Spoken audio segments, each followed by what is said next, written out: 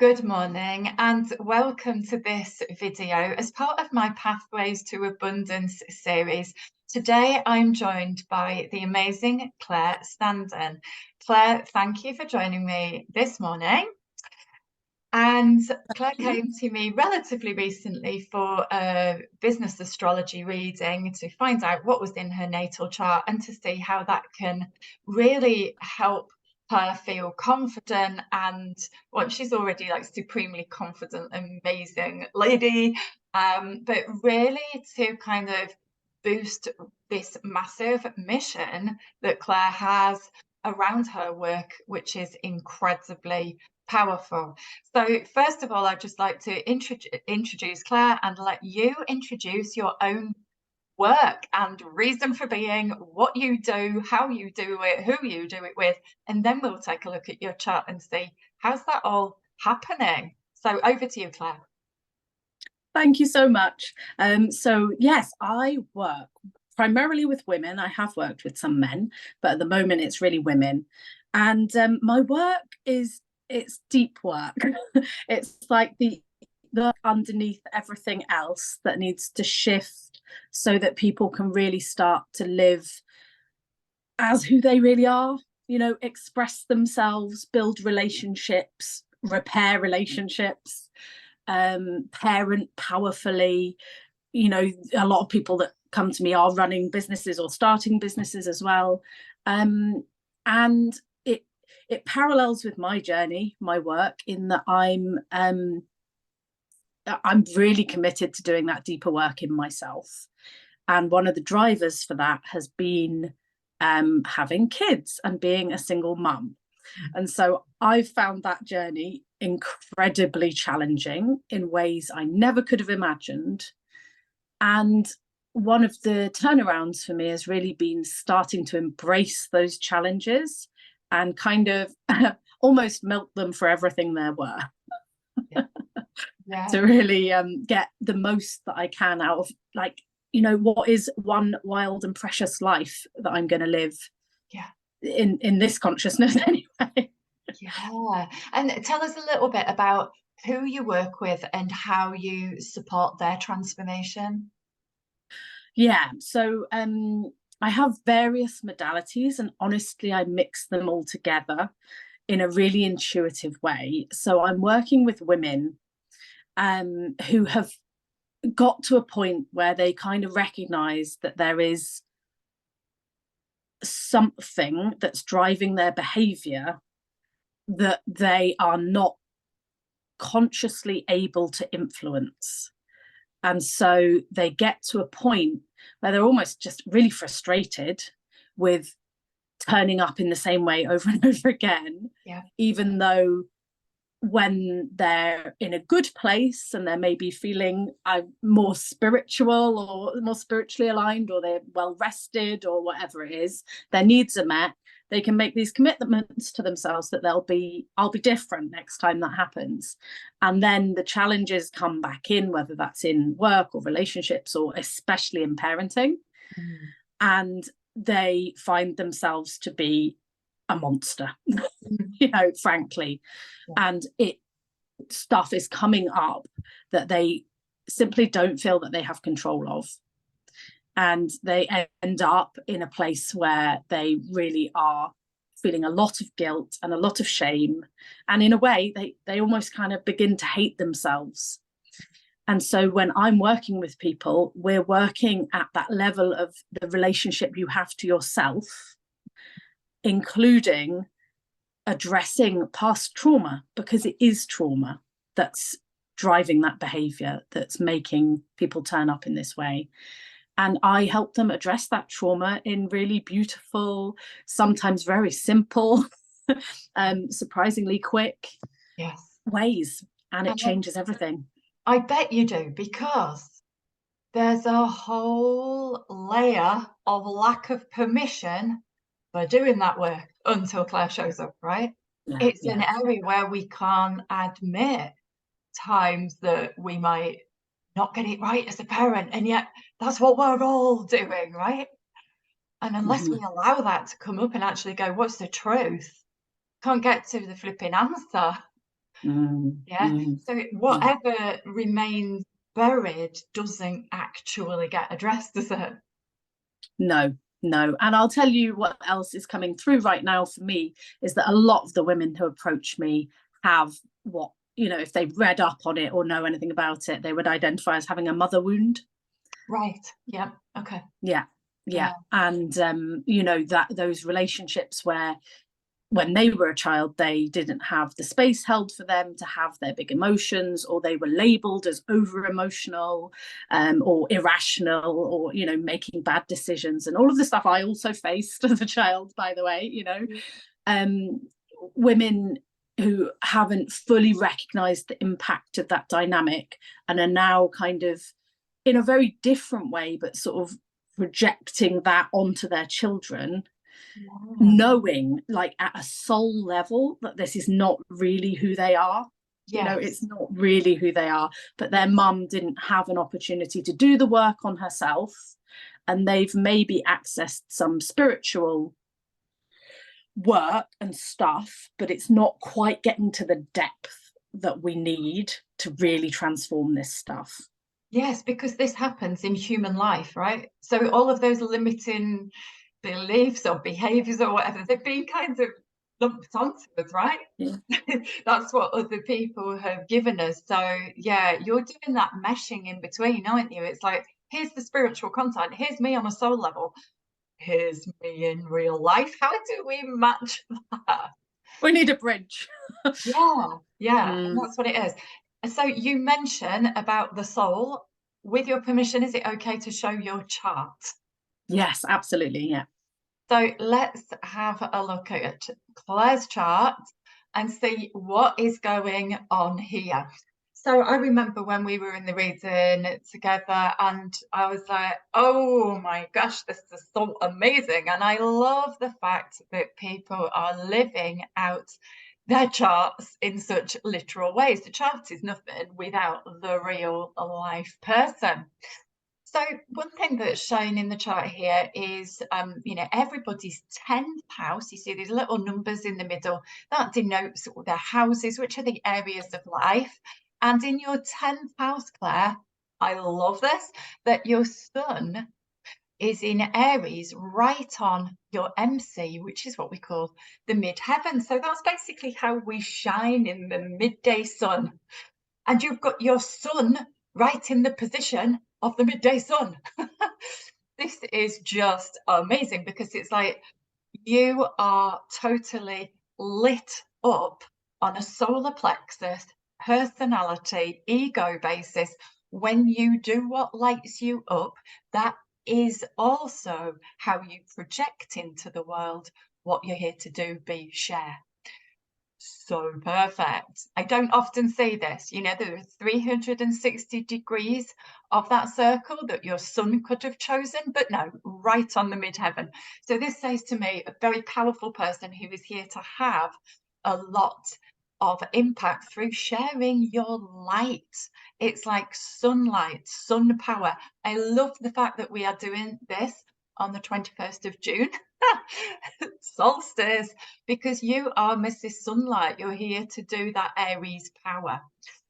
Now, I mean, I am Sun in Aries as well.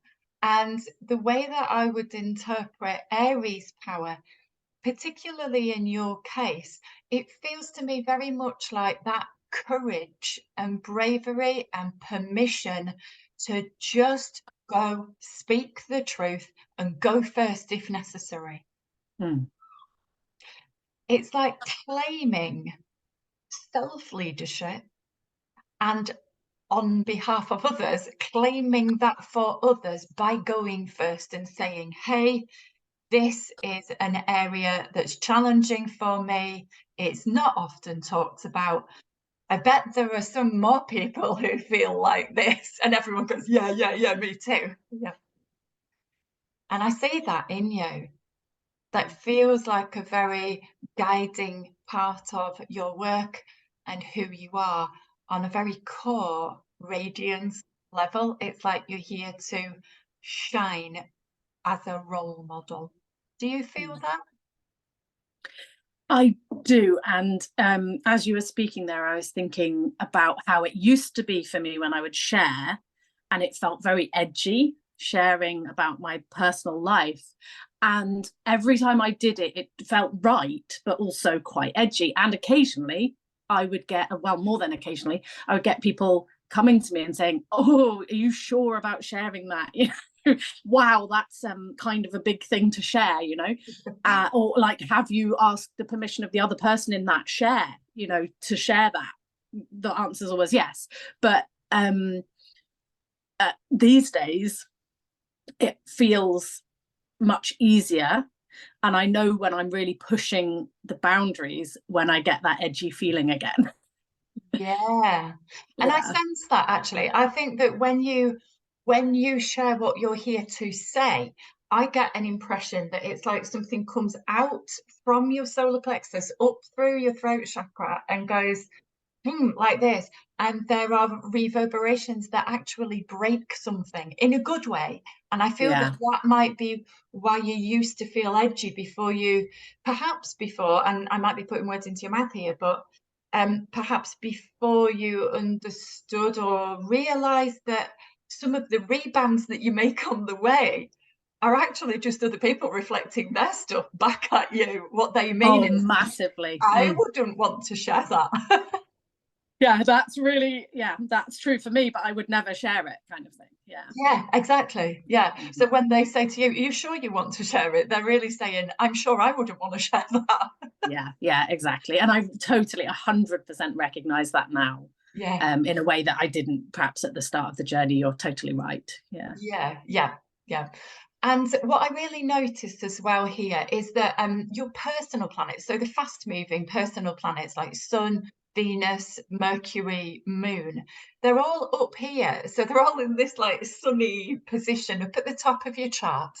And Mercury is in Taurus, again in your 10th house. So this is how you communicate.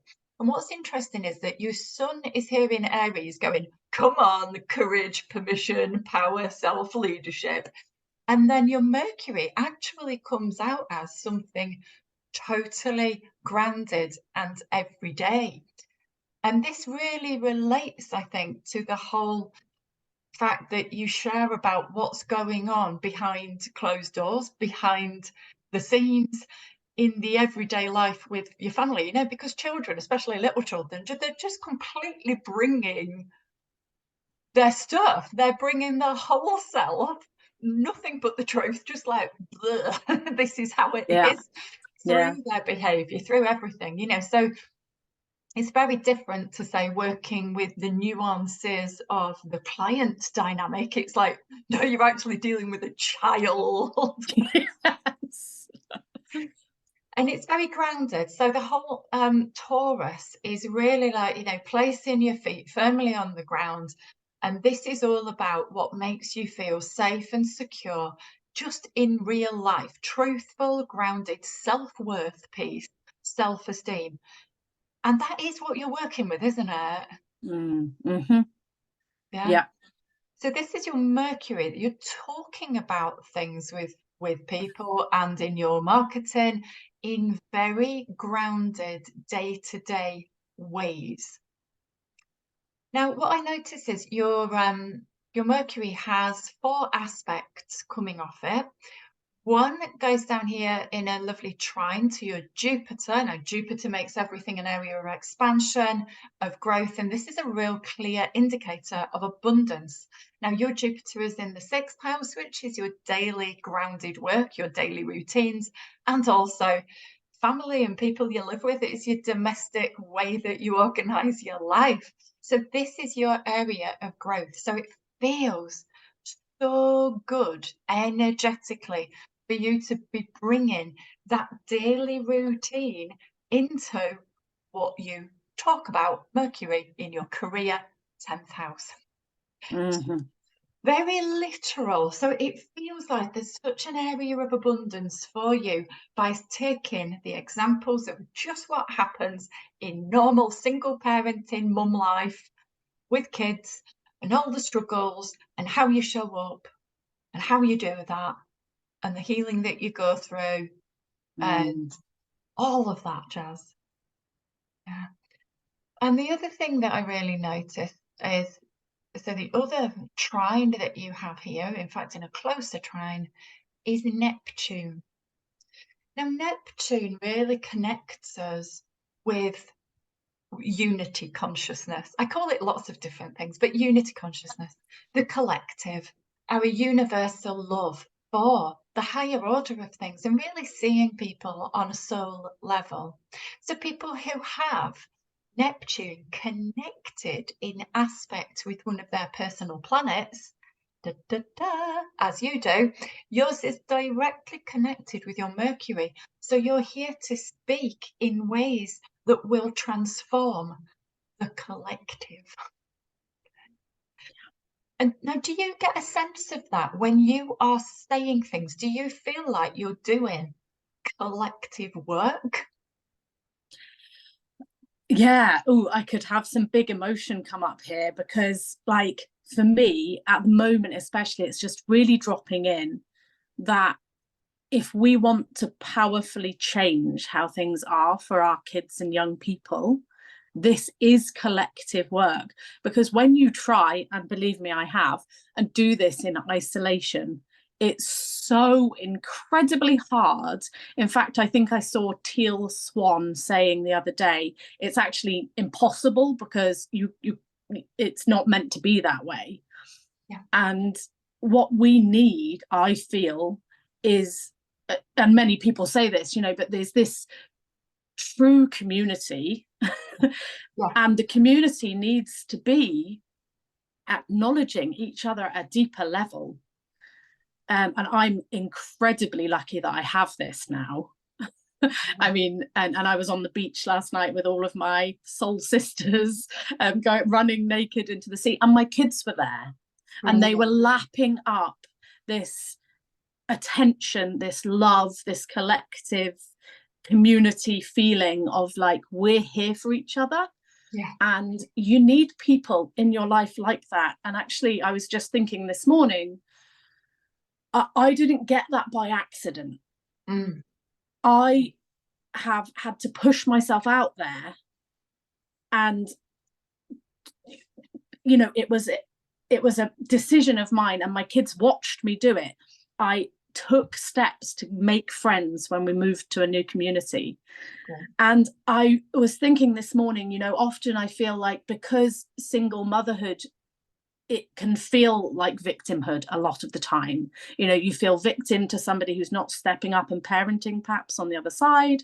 You feel victim to your kids sometimes, and you kind of feel victim to the community because everybody else seems to have it sorted, especially if they have a partner. And it just occurred to me that actually there's this personal stepping up, like taking responsibility of saying, okay, well, it's not up to anybody else to approach me and try to be my friend.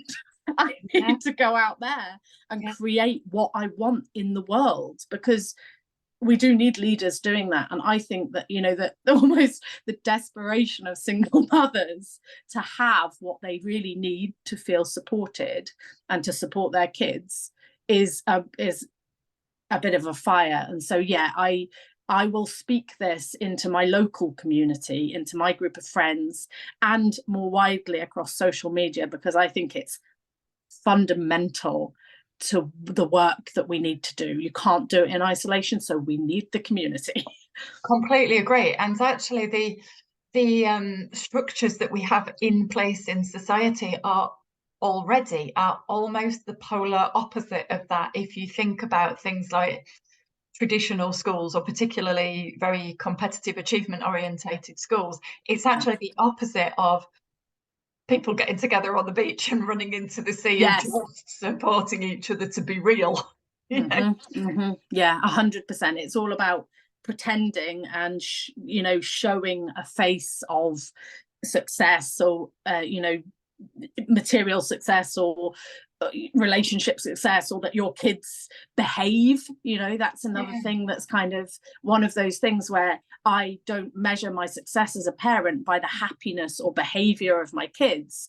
In fact, it's quite the opposite. I recognize that when my kids feel safe and free, like my daughter did this morning quite extensively, to express herself, and I can be there for that without making her bad or wrong for it, because I don't make me bad or wrong for when I need to express.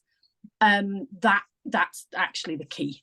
Yeah, That's and the that in key that we've all itself, been looking for.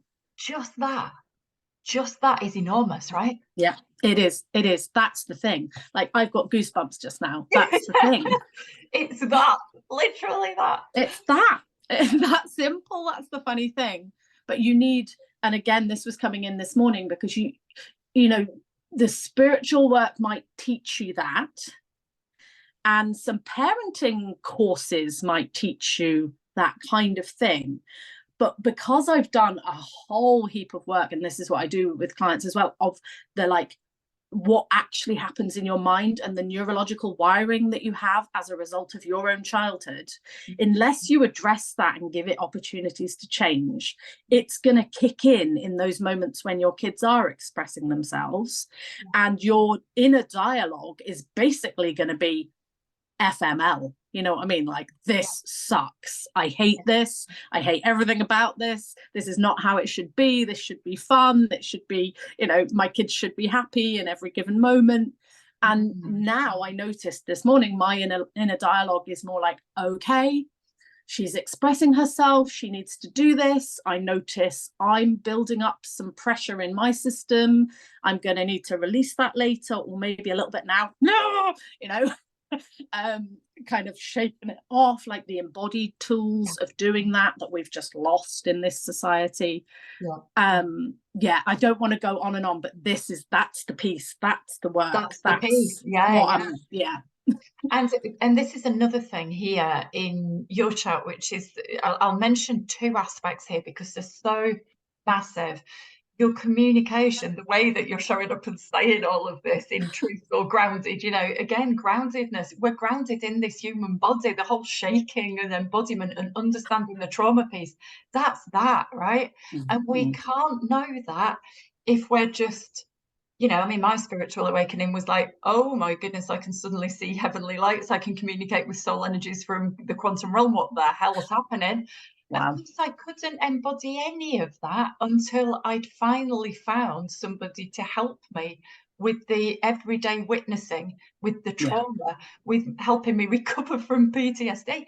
I couldn't go out and say, I'm awake half the night. I can literally hear John Lennon talking to me. What the hell's happening? Because I was too traumatized to speak any of that, right? That's right. Yeah.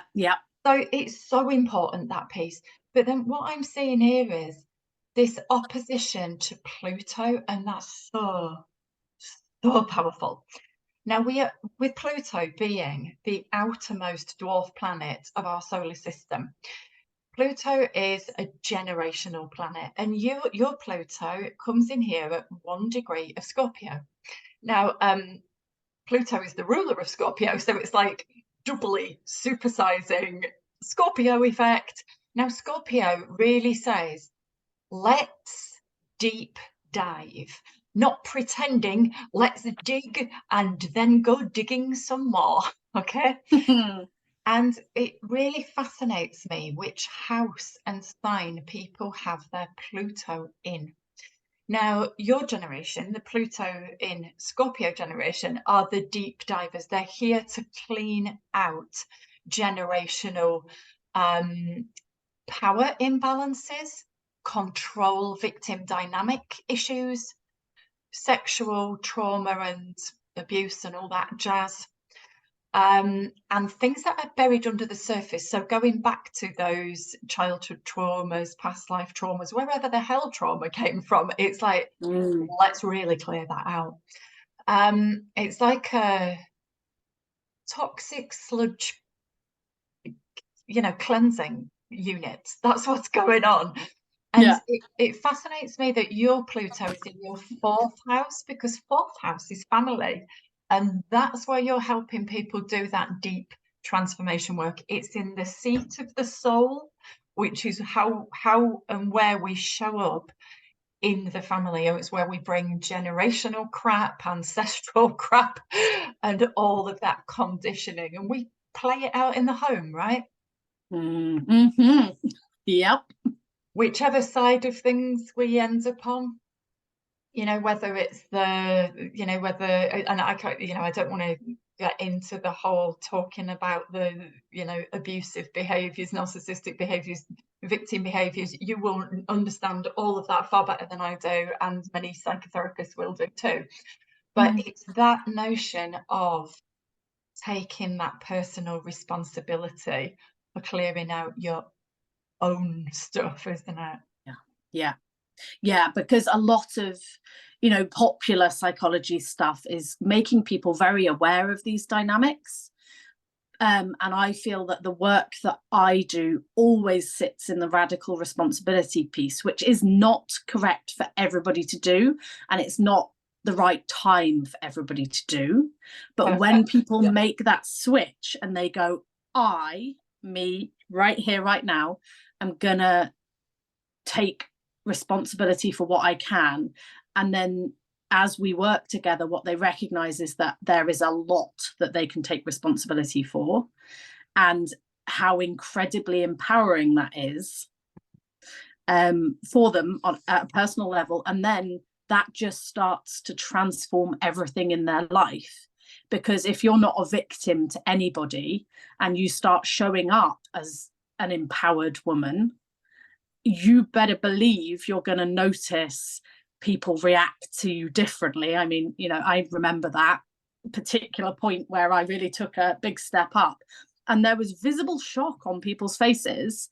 And when I reacted differently than my patterns had me react for a long time, it was like incredulous. You know, people were absolutely amazed, and they took like a physical like step back, kind of like, who is this? Yes. You know, and that's what I want people to realize when they feel very disempowered in the life that they're currently living. Yeah. Is I know that what my journey can look very, I want to say like almost explosive. It's like I've dropped a bomb in the middle of my life and everything's just been like collateral damage. But what I recognize is that actually a lot of the things, people, relationships, situations are still there. It's just they've massively transformed.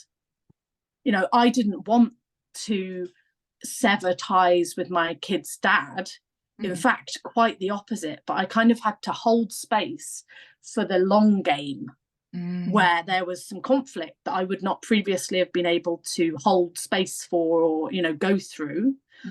As a result of the work I'd done in myself, where I held some boundaries and, you know, expressed some stuff that had long been repressed. And as a result of that, in the long term, what we have is an incredibly stable, respectful, you know, good communication, a much, much better relationship.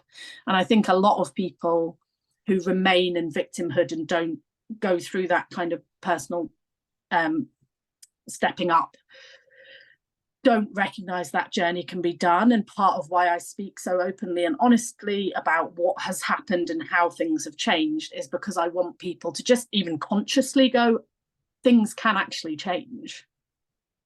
And also in that, I think there was you mentioned, you alluded to that turning point where there are certain messages and ways in which you're working with people now that it can really only be claimed at the point where the person has gone through the whole, I'm ready to take responsibility for what I can take responsibility for.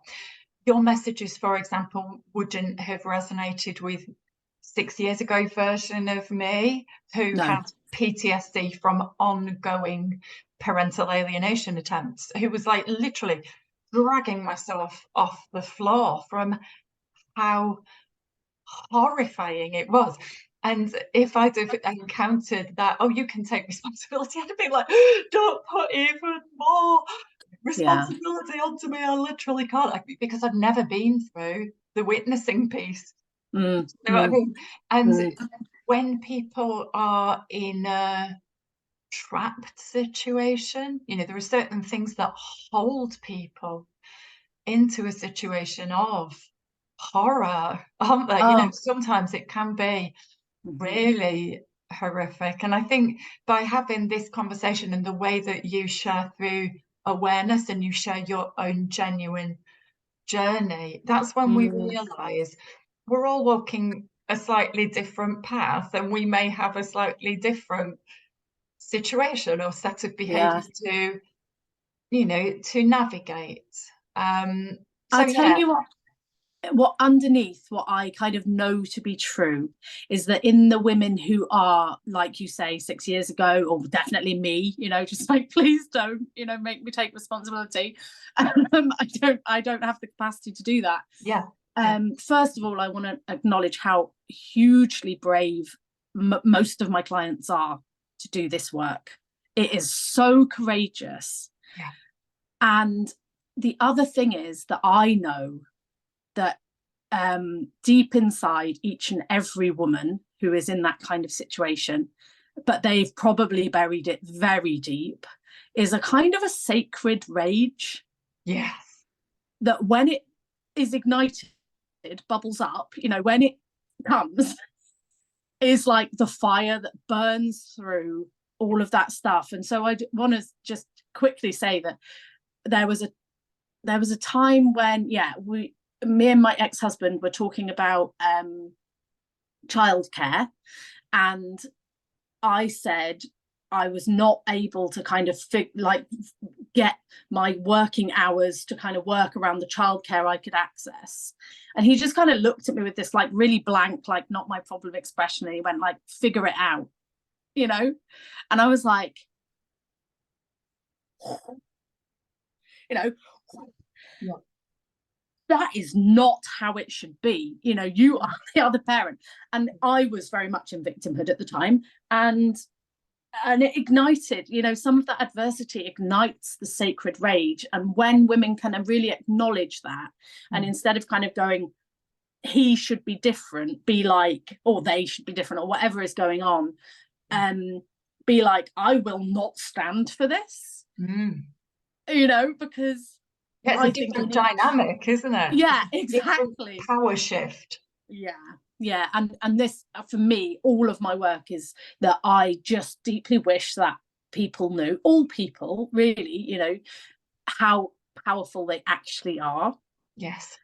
Because men who are connected with that would not be abusive, because that's toxic masculinity, which feels very insecure. And, again, if people are in estranged relationships or broken up, I think a lot of women look at men and think that their behavior is very overbearing and powerful. And what I recognized quite early on is that it's actually the complete opposite. It's a very insecure person, they don't feel powerful in themselves, that's reacting to you like that. And I wish that more women would recognize that, so that as they stepped into their power, they could start to play that dynamic, in the nicest possible way, but be like, I'm actually the powerful one. Yeah, I wish I'd have known that many years ago, because every time I kept thinking, oh, all I need to do is keep showing up and telling the truth and telling everybody, here's how things really are. And wow, everybody meets you with their own unmet shit. And it's like, everyone hates me. Nobody wants to hear what I've got to say. So go further back down into victimhood. If somebody like yourself had have said, actually, it's because you are telling the truth, they can't handle it in themselves, or there's a power problem going on here. It's a real reversal of the mental construct that we have around that, isn't it? It is, yeah. And it's such a powerful piece. And it's very much, I'm always intrigued when I see a chart that has the outer planets connected to the inner ones. And you have that, and it very much feels like a person who is in tune with the collective movement of energy, collective patterns that we are all playing out at this time that are relevant for more people than you can even know. And it's like saying, right, I am here to live this and embody it and role model it and spread the word. And I see you doing that. And you are doing that. You are that beacon of light, giving people permission to revolutionize the power within themselves. That's Yeah, what your chart says. That's how you live it out. So if people were going to contact you, follow you, or whatever, what's the best place for them to find you, Claire? So they can find my website, which is Claire, Claire Standen, STANDEN.com. I'm on Facebook primarily, really. I'm also on LinkedIn. I have a TikTok at the Claire Standen. I'm very creative and productive, so there's a lot out there. Yeah. And then a nice place to kind of connect a bit more deeply with me is my free Facebook group, which is Grounded Feminine. Yes, and I have a sisterhood group, which is really like doing this work, you know, collectively, a growing sisterhood, kind of a membership that is the Wild Sisterhood. So they could look me up for that as well if amazing. Well, we'll put all the details of that in the comments below so that people have got the links to be able to just click and go find you and do this amazing, powerful work. Thank you so much, Claire, for this chat this morning, for bringing all that you do. I sense that you are healing so many people through the powerful transformation of your work, through your personality, through who your soul came to be, and the fact that you're just living it out. I love to see that. So thank you. Thank you so much for inviting me. You're welcome. Thank you. Thanks for watching. Bye.